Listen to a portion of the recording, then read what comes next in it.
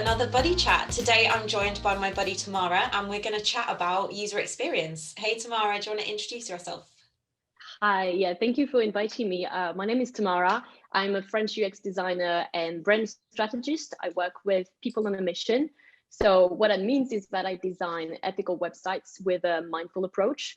And I'm also the co-founder of Thea, which is a freelance collective helping small brands have big conversations, smash the patriarchy and all that. We love a bit of smashing the patriarchy. It's always So nice. let's have a chat about like what UX is, because I know that there's been a lot of chat about being user-led in terms of your digital strategy and the ways that you can be more digital should be user-led. But what does user experience actually mean? So UX stands for user experience, and it's very often people get misled by the word design. They think it's just designing a rectangle, colors, fonts. This is also part of the design work, but UX design is a strategic approach to design a relevant experience for people. And that experience can happen sometimes on a website, which is what I mostly do. But it's mostly about deciding what goes where and why. And yeah, sometimes that results into a website. Sometimes it's also about improving the user experience by the visual interface. So that will be the fonts don't make sense, they're not readable. We need to improve that. Or the colors, there's no color contrast ratio. So some people can't see what you put on your website. Everything that shapes your brand visually, and that's where UI comes into place. But if you talk just about UX, that's the strategic approach. And UX doesn't always have to be about kind of designing a thing.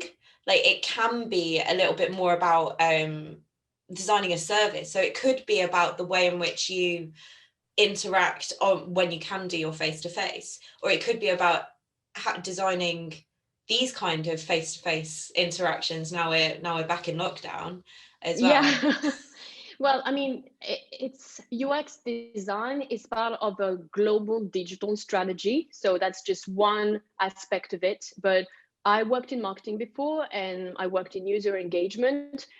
My goal was to make people happy, basically, whenever they were interacting with the brand I was working for. It was about, okay, so when we talk on social, are we being true to ourselves? It's a branding work as well. It's a lot of big words, but basically, if you talk about customer experience, if you make it like in the real life, when you have a customer come into your shop and then you welcome them, you say hi, you say, do you need any help? And then you have a chit chat or not, actually, those decisions that make you work and interact with people, this is UX. We've just found ways to make it digital. That's the only difference. It's a slightly more kind of, to me it's like a mature, the customer is always right approach. So when you kind of, if you were like back in the day when I was studying and I was working in a restaurant, and you'd have someone come in who would be the customer of the restaurant, and they would say,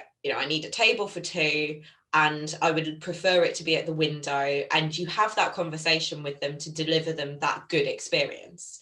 And what UX does is it constantly has that conversation with people to deliver that good experience.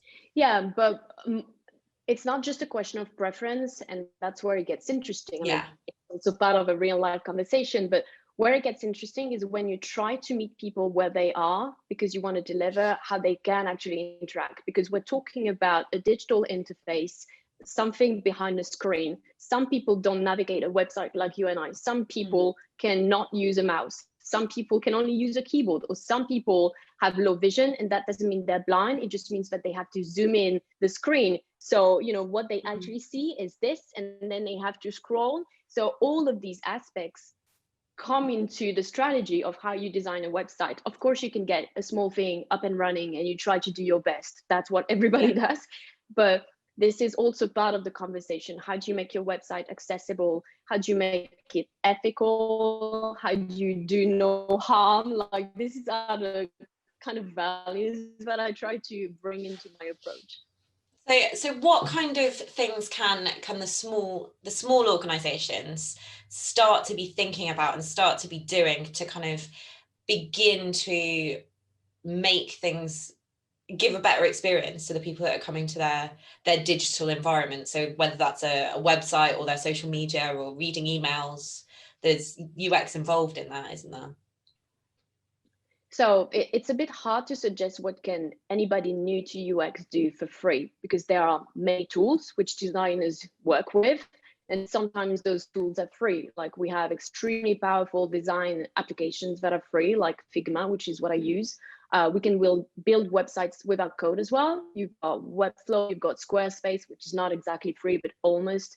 So there are tools that you can use for free. Definitely, they're out there. There's a million of them. If you go on Twitter, you'll see people talking about them. But what you really get when you talk to a UX designer is somebody who is able to bring external perspective, because a lot of things will seem obvious to you because you're working with your website every day. You'll have a lot of untested assumptions on how your visitors are interacting with your website, with what you created. And that's why you need external people to look at your website. But what I can tell you is not how you can do things for free by yourself, but how you can save time, which in many cases ends up being the same thing. When you want to improve the user experience on your website or on social media or on anything that you create and post out there, there's a lot of groundwork you can do before getting to the point where you actually hire someone to do something about it. But you can collect feedback on what works and what doesn't work. And most importantly, why. It's really important to know who you're trying to help. Because let's say your charity helps victims of domestic violence. So who is likely to visit your website? Your team, first of all, they need to be able to use this website. Then potentially social workers or health professionals. It's possible. The victims themselves, absolutely, they might want to find a way to get help. And sometimes that's not a phone call because they can't actually make that phone call without being, noticed. The calls are being traced. So putting a phone call out there is not necessarily the easiest way for them. There's also their family and friends. Imagine if you spot something odd with a friend and you have doubts, you need information about how you can help them safely. You're likely to end up on a charity's website, right? Yeah. And all of these different people have different needs and expectations when they land on your website. And all of these information will feed into the UX strategy of your design. So if you want to gain valuable time, you collect feedback. You collect feedback from very different people, from people who know you, people who don't know you, people who donate, people who don't donate actually online. And you ask them to perform simple actions on your website. And if you can, you watch them do it. And by no means you help them get unlocked. You just watch and see what happens. Because actually looking at someone who navigate a website, the first thing you realize is that, oh my God, I thought that was easy. It's not. Okay, that's interesting. And you write it down, because if it's not easy for that person, then it's likely that it's not easy as well for someone else. Like when I test my website, I test it with my mother, with my boyfriend, with people who have no clue what's going on, because I need to know if you're outside of the tech world, can you use this or not? And that's really important, because if you tell me that, oh, most people actually don't donate on our charity because they're old people, they can't actually read the card numbers, so it's hard to actually look at this card and then put the numbers online. Makes sense. But all of these things that actually, well, a UX designer potentially can find a way, to fix that. And also that's quite a massive assumption as well. We don't get online donations because most of the donations we get are from old people and they can't read their cards. So not only are you assuming that only old people are going to donate to your charity, you're assuming that all of those old people are visually impaired. Yeah. But you're also assuming that some of them may not be able to use that technology as well, probably. They may not be able, or sometimes they don't want to. That's another thing that can happen as well. Why are they not feeling safe? That's, you need to basically just keep asking questions until you know everything about this person inside out. And why? That is the most, for me, that's the most important question to keep asking. So you ask in the first instance, why aren't we getting online donations? And then from there you would ask, why is this group of people not donating? And then Yeah. you continue, whenever you get an answer to that why, you can ask another why, Yeah, to it's just keep going until you can kind of build up a view of at least a few things to test as yeah, well. absolutely. Because it's likely that if you do this research yourself, because normally a UX designer will want to do this Yeah. research, they don't want to miss anything. But obviously with experience, when you look at a website, you don't actually need anymore to look at the data to know that this page doesn't work. The data will confirm it, just like research confirms why. And that's important because it's user behavior. That has an impact on why people come into your website or why they leave, when exactly. Because the good thing, if you do this research, you might realize that half of the problems that you spotted, you can actually fix them yourselves. If you realize half of the visitor gets stuck at the same point because that button should be there, it should not be on the next page, things like this.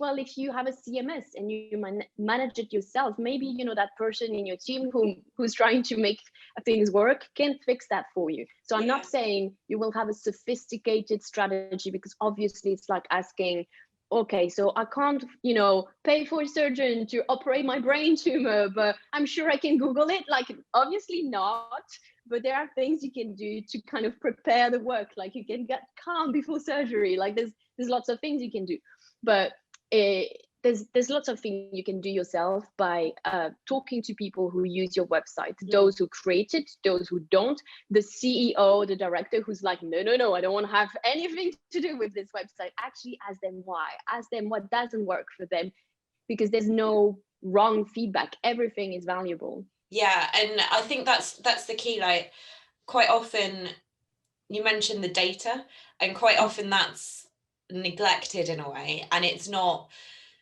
used in the detail in which would be really, really helpful to give you that information. And you can kind of scratch your head for months and months and months and go, why didn't that Christmas campaign work? We got loads and loads of engagement on social media. Like, we know we got loads of likes and we got loads of shares.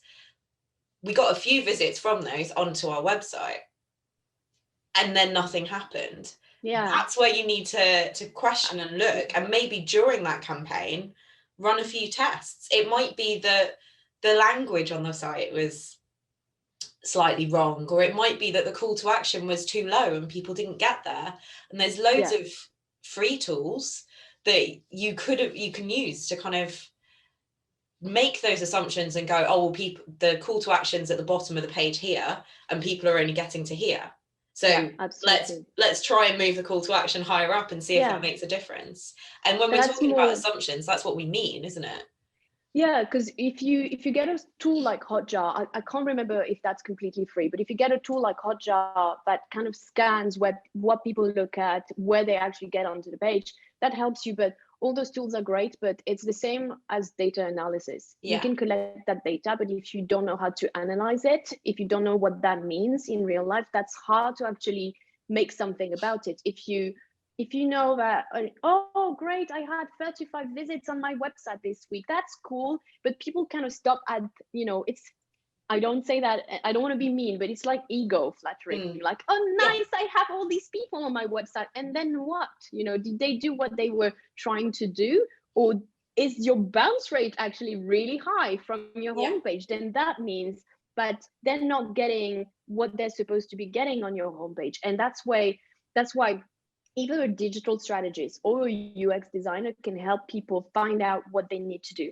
And when you have a really small budget or no budget at all, it's really hard to commit to anyone. You don't want to waste anybody's time. You're not sure what you can do in the long run, but at least having that research where you know what's wrong on this website, well, maybe there are things you can fix yourself, and maybe that designer can come in for just a chat. Like, I do that, I do chats. You spend an hour with me and I will tell you everything that needs fixing on your website. I can even tell you how to fix it sometimes. And for the big work, obviously, well, I need to spend more time, But if you're just looking at pointers, sometimes that's all Yeah. people need, because I learned with people who told me what was wrong. I didn't learn, it's not like I got struck by lightning and then, oh, suddenly I'm a genius. No, I learned. Exactly. And that's the thing about increasing your digital capabilities as well. Like it doesn't happen overnight, and really it starts with being curious, for me anyway. So it's about asking those questions and having that time to sit down with someone and say, let's have a look at this page or this payment mechanism. Why are people starting and not finishing? Yeah. And let's just have a look at that. It's not about the whole website all the time. It can quite often be about just reviewing a few things on it to make it better. And quite often you do see the jump to, oh, we need a new website because it's not working. And then often the same issues happen again. Because yeah, well, if you don't have a strategy, you just replicate the same thing with exactly. just a slightly better looking website. You hope. You hope. Well, I certainly hope so, honestly. But it's hard because I understand how difficult and discouraging it can be, because a website, it's just like a house. If you buy a house, you will still have to repair things, like all the time. You have not stopped paying rent, you will need to fix that chimney, and you will need to fix electricity, and the you'll website need is to the same clean. thing.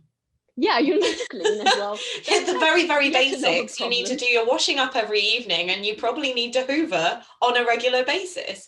And that's just basic web management. And that, if you don't do that, you're going to end up with something that falls down.